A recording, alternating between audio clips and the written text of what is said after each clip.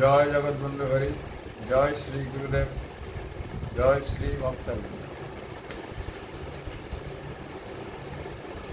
আমি বন্ধুব্রত ব্রহ্মচারী গীতার আলোচনা করছি। গীতার দ্বিতীয় অধ্যায়ের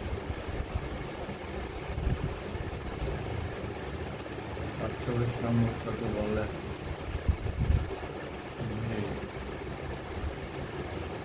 কর্ম করে যাও, ফলের আশা করো।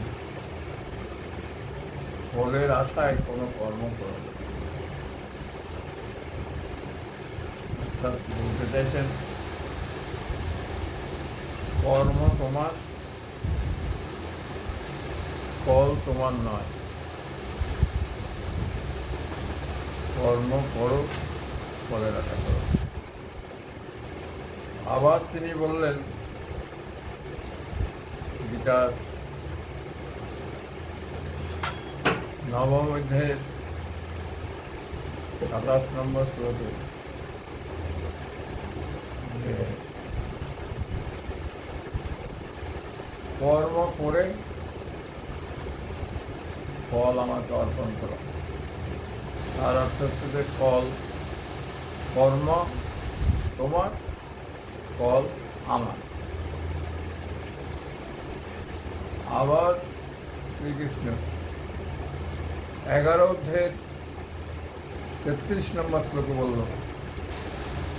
যে নিমিত্ত মাত্রম ভাব। তার মানে কর্ম আমার, ফলও আমার, তুমিও আমার। আমি তোমাকে পড়াই, তোমার কোনো ইচ্ছা শক্তি কাজ করবে না, আমার ইচ্ছাই ইচ্ছা।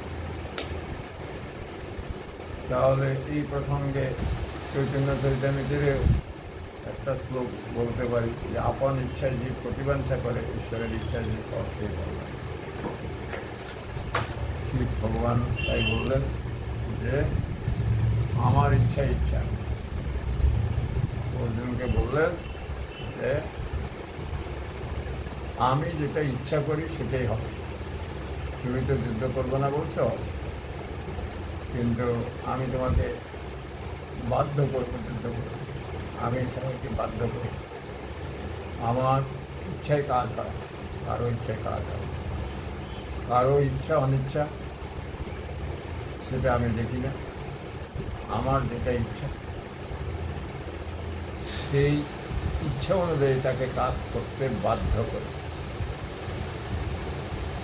সুতরাং এর থেকে বোঝা যায় যে আসলে আমরা কোনো কর্ম করি না, ভগবান আমাদেরকে দিয়ে করায়।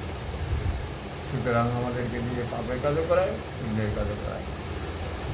কিন্তু যদি ভাবি যে ভগবান করায়, তাহলে আমাদের আর পাপও নেই, পুণ্যও নেই, আমাদের আর জন্ম হয় নেই, ভগবানের কাছে চলে যাব, আনন্দ ধাম। আর যদি আমরা ভাবি যে আমরা নিজে করি, তাহলে ভগবান পাপ পুণ্যের ফল ভোগ করার জন্য আবার আমাদের জন্ম দেবে। সুতরাং গীতা জ্ঞানই আসল জ্ঞান। এই জ্ঞান দ্বারা আমাদের সংসার জীবনে আমরা সবসময় আনন্দে থাকতে পারি, কোনো টেনশন থাকে না। কারণ যা ঘটার তা ঘটবে, ভগবান আগে থেকে সেটা ঘটিয়ে রেখেছে, শুধু সময়ের অপেক্ষা। জয় জগৎবন্ধু, জয় শ্রী গুরুদেব।